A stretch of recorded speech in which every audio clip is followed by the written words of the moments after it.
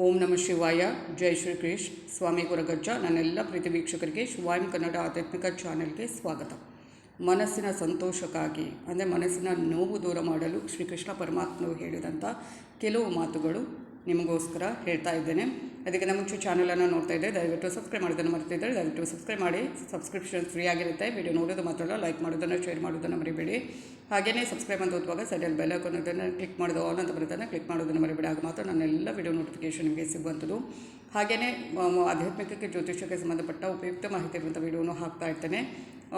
ಹಾಗೆಯೇ ಇನ್ನೊಂದು ಏನು ಅಂದರೆ ನಿಮ್ಮ ಏನೇ ವೈಯಕ್ತಿಕ ಸಮಸ್ಯೆ ಇದು ಮುಕ್ತವಾಗಿ ಕಮೆಂಟ್ ಬಾಕ್ಸಲ್ಲಿ ಕಮೆಂಟ್ ಹಾಕ್ಬೋದು. ರಾಶಿ ನಕ್ಷತ್ರದ ಜೊತೆಗೆ ಒಂದು ವೇಳೆ ಗೊತ್ತಿಲ್ಲ ಅಂದರೆ ಡೇಟ್ ಆಫ್ ಬರ್ತ್ ಹಾಕಿ ಖಂಡಿತವಾಗ್ಲೂ ಸಮಸ್ಯೆಯನ್ನು ಬರೆದು ಕಳಿಸುವಾಗ ಕರೆಕ್ಟಾಗಿ ಬರೆದು ಕಳಿಸಿದ್ರೆ ಖಂಡಿತವಾಗ್ಲೂ ಉತ್ತರಿಸ್ತೇನೆ. ಅದಕ್ಕೆ ತಕ್ಕ ಸೂಕ್ತ ಸುಲಭ ಪರಿಹಾರವನ್ನು ಸೂಚಿಸ್ತೇನೆ. ಹಾಗೆ ರಾಶಿ ನಕ್ಷತ್ರ ಗೊತ್ತಿಲ್ಲದವರು ಕೂಡ ಕೇಳಬಹುದು. ಅರ್ಧಮರ್ಧ ಪ್ರಶ್ನೆ ಹಾಕಿದರೆ ಖಂಡಿತವಾಗ್ಲೂ ಉತ್ತರಿಸೋಕ್ಕಾಗಲ್ಲ. ಸಮಯದ ಅಭಾವದಿಂದ ಸ್ವಲ್ಪ ಉತ್ತರ ಕೊಡುವಾಗ ಲೇಟ್ ಆಗ್ಬೋದು. ಅದೇ ಪ್ರತಿಯೊಬ್ಬರಿಗೆ ಉತ್ತರ ಕೊಡ್ತೇನೆ. ಕರೆಕ್ಟಾಗಿ ಬರೆದು ಕಳಿಸಿ. ಹಾಗೆಯೇ ನಾನು ನಿಮ್ಮ ಜೊತೆ ಯಾವತ್ತೂ ಇರ್ತೇನೆ. ನಾನು ನಂಬಿರುವ ಶಿವದೇವರ ಗುರುಗಜ್ಜ ದೇವದ ಆಶೀರ್ವಾದ ನನ್ನೆಲ್ಲ ಪ್ರೀತಿ ವೀಕ್ಷಕರ ಮೇಲೆ ಸದಾ ಇರುತ್ತೆ ಅಂತ ಹೇಳ್ತಾ ಇವತ್ತು ನಾನು ಕೆಲವು ಭಗವದ್ಗೀತೆಯಲ್ಲಿ ಬರುವಂಥದ್ದು ಶ್ರೀಕೃಷ್ಣ ಪರಮಾತ್ಮರು ಹೇಳಿದಂಥ ಕೆಲವು ಮಾತುಗಳನ್ನು ಹೇಳ್ತೇನೆ. ನಿಮ್ಮ ನೋವನ್ನು ದೂರ ಮಾಡುತ್ತೆ, ಮನಸ್ಸಿಗೆ ಸಂತೋಷ ಸಿಗುತ್ತೆ. ಆದದ್ದೆಲ್ಲ ಒಳ್ಳೆಯದಕ್ಕೆ ಆಗಿದೆ, ಆಗುತ್ತಿರುವುದೆಲ್ಲ ಒಳ್ಳೆಯದೇ ಆಗುತ್ತಿದೆ, ಆಗಲಿರುವುದು ಅದು ಒಳ್ಳೆಯದೇ ಆಗುತ್ತಿದೆ.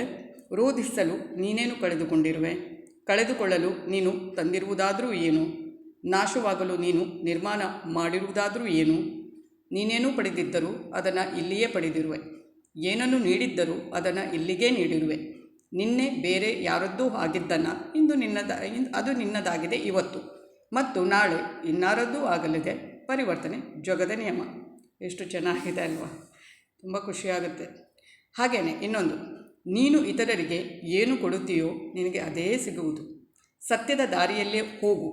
ನೀನು ನಡೆಯುವಾಗ ಪಾತಾಳಕ್ಕೆ ಬಿದ್ದರೂ ನಿನ್ನನ್ನು ಮೇಲೆತ್ತಲು ನಾನು ಬಂದೇ ಬರುತ್ತೇನೆ ಅಂತ ಕೃಷ್ಣ ಪರಮಾತ್ಮರು ಭಗವದ್ಗೀತೆಯಲ್ಲಿ ಹೇಳಿರುವಂಥದ್ದು. ನೋಡಿ, ನೀನು ಇತರರಿಗೆ ಏನು ಕೊಡುತ್ತೀಯೋ ನಿನಗೂ ಅದೇ ಸಿಗುವುದು. ಅಂದರೆ ನೀನು ಒಳ್ಳೆಯದು ಕೊಟ್ಟರೆ ಒಳ್ಳೆಯದೇ ಸಿಗುತ್ತೆ, ಕೆಟ್ಟದ್ದು ಕೊಟ್ಟರೆ ಕೆಟ್ಟದೇ ಸಿಗುತ್ತೆ. ಎಷ್ಟು ಚೆನ್ನಾಗಿರುತ್ತೆ ಅಲ್ವಾ? ಎಲ್ಲ ಮಾತು ಕೇಳಿದಾಗ ಮನಸ್ಸಿಗೆ ಸ್ವಲ್ಪ ಖುಷಿಯಾಗತ್ತೆ, ಎಲ್ಲೋ ಒಂದು ನೋವು ದೂರವಾಗುತ್ತೆ. ಇನ್ನೊಂದು, ಮೋಸ ಮಾಡಿ ಗೆದ್ದವರು ಉದ್ಧಾರ ಆಗಿದ್ದು ಚರಿತ್ರೆಯಲ್ಲೇ ಇಲ್ಲ. ನ್ಯಾಯದಿಂದ ನಡೆದವರು ಸೋತಿದ್ದು ಇತಿಹಾಸದಲ್ಲೇ ಇಲ್ಲ.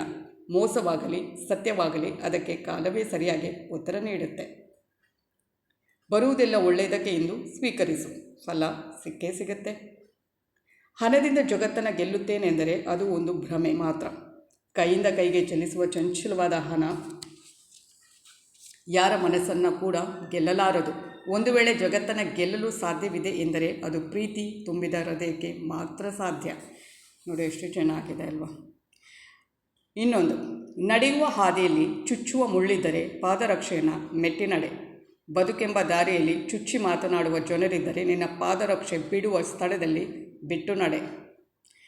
ಎಲ್ಲರ ಜೊತೆಯಲ್ಲೇ ಇರು, ಎಲ್ಲರಂತೆ ನಗುತ್ತಾ ಇರು. ಅಷ್ಟು ಬಿಟ್ಟರೆ ಎಲ್ಲರೂ ನಮ್ಮವರು ಎಂದು ಹೆಮ್ಮೆ ಪಡಬೇಡ. ನಟನೆಯಿಂದ ಕೂಡಿದ ಮನುಷ್ಯನ ಪ್ರೇಮ ವಿಷಕ್ಕಿಂತ ಅಪಾಯಕಾರಿ ಎಂದು ಮರೆಯಬೇಡ. ಎಷ್ಟು ಚೆನ್ನಾಗಿ ಹೇಳಿದ್ದಾರೆ ಅಲ್ವಾ? ಎಲ್ಲೋ ಮನಸ್ಸಿಗೊಂದು ಸಂತೋಷ ಆಗುತ್ತೆ, ನೋವು ದೂರವಾಗುತ್ತೆ ಅಲ್ವಾ? ಇದು ಇವತ್ತಿನ ವಿಡಿಯೋ ಆಗಿರುತ್ತೆ. ಧನ್ಯವಾದಗಳು.